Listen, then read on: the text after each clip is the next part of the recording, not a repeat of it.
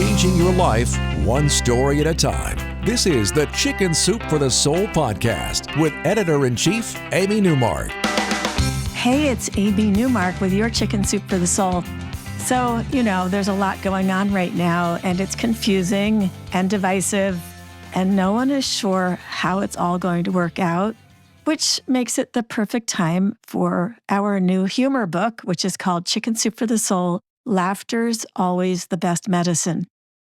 So go ahead and turn off the news, shut down your social media, and return to one of the most basic and most useful skills that we have, and that is humanity's ability to laugh at itself.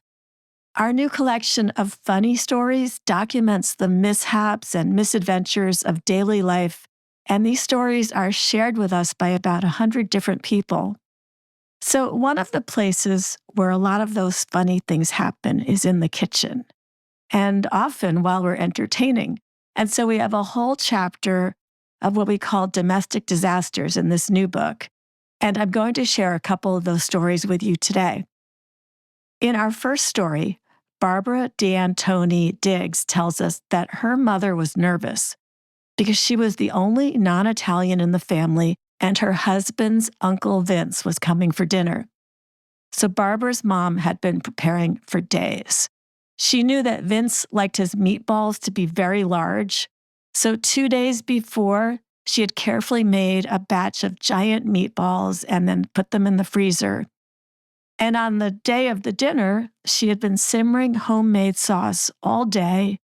She had the salad ready, the table was set, the garlic bread was ready to pop into the oven. And about an hour before Uncle Vince arrived, Barbara's mom grabbed that bag of frozen meatballs that she had made 2 days before, those ones that were extra big, just like Uncle Vince liked them. And she added them to the sauce, so she was ready to socialize when Vince arrived. Well, dinner came, and Uncle Vince admired the big meatballs and put 3 of them on top of the spaghetti on his plate.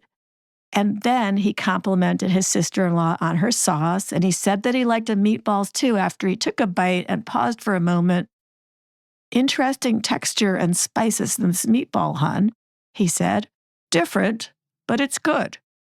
And he even took 2 more meatballs after he finished the 3 that he had already put on his plate, and Barbara's mom was so relieved and proud because she had passed the test. And then what happened, according to Barbara, and I'll tell you in her words, the next morning, while I made coffee, Mama opened the freezer door to remove a roast for dinner. She gasped, threw her hand over her mouth, and stood pointing at something. "Mama, what's wrong?" I touched her shoulder. She kept pointing. When she could finally speak, she said, "Oh, Barb, that's the bag of meatballs." Well, how could that be? They'd eaten the meatballs the night before. And then Barbara's mom explained, "A couple of days ago, I made a dozen bran muffins because I know how much you like them. I even put in raisins and extra cinnamon. Those fabulous but different, very large meatballs that they had served Uncle Vince the night before, they were bran muffins." Hopefully, Uncle Vince wasn't feeling all that bran fiber the next morning. Michelle Eames shares another domestic disaster story with us. This about a big family gathering for the 4th of July. Her family had decided to roast a pig instead of having their normal hot dogs and hamburgers. So it was a big deal because they had to find a whole pig that was ready to roast, dig a pit, gather firewood, and also just figure out how to do it. So the aunts and uncles didn't have a recipe or instructions, but they'd seen it done at luau's in Hawaii. Michelle's Uncle John was put in charge of the fire. And Michelle says, the morning of the 4th, he dug the pit in the yard and lined it with big rocks to hold the heat. Next, he built a large fire, stoked it, and then let it burn down to coals. My aunts seasoned the pig and wrapped it in what seemed like a mile of aluminum foil. it ended up looking like a shiny mummy. They didn't have banana leaves to cover the pig while it cooked, so they covered it with a sheet of steel with some loose dirt on top of that. And thus the roasting process started, and for a few hours while they waited, the family did all the normal things that they did when they got together. And then at one point, Michelle's mom and her uncle decided that the fire wasn't hot enough, so they built another fire on top of the steel sheet just to be sure. Michelle tells us in her story, finally, around 4, the chips and snacks had been devoured and we were all getting hungry. My mom went out one last time to check the fire and the pig in the pit. She pushed the upper coals and ashes off the top with a shovel and moved the steel sheet aside with her oven mitts. The pig was gone. There was just a lump about the size of a groundhog covered with aluminum foil.